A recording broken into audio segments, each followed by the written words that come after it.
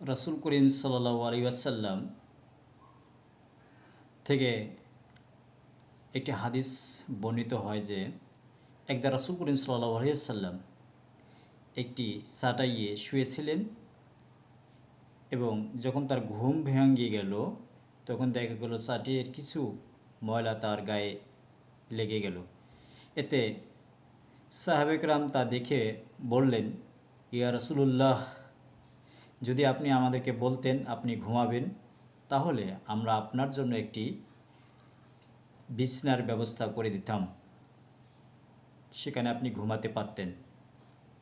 একথা শোনার পরে রাসূল করিম সাল্লাল্লাহু আলাইহি সাল্লাম বললেন, হে সাহাবায়ে কেরাম, দুনিয়ার সাথে আমার সম্পর্কটা কি?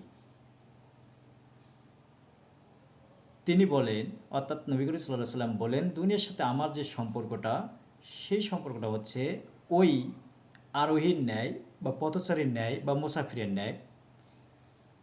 যে আরোহী কোনো একটি বটগাছের নিচে ঘুমিয়ে থাকলো, শুয়ে থাকলো, অতঃপর কিছুক্ষণ পর সে বটগাছ থেকে বিদায় নিল বা চলে গেল। ঠিক আমিও তাই।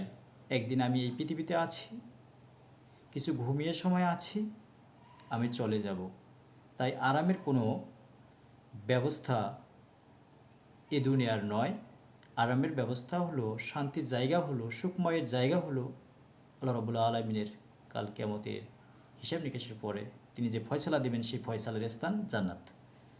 আসুন সম্মানিত মুসলিম উম্মাহ, আল্লাহ রাসূল সাল্লাল্লাহু আলাইহি সাল্লাম এর এই হাদিস থেকে আমরা এটাই শিক্ষা নেই, দুনিয়া কোনো শান্তির জায়গা নয়।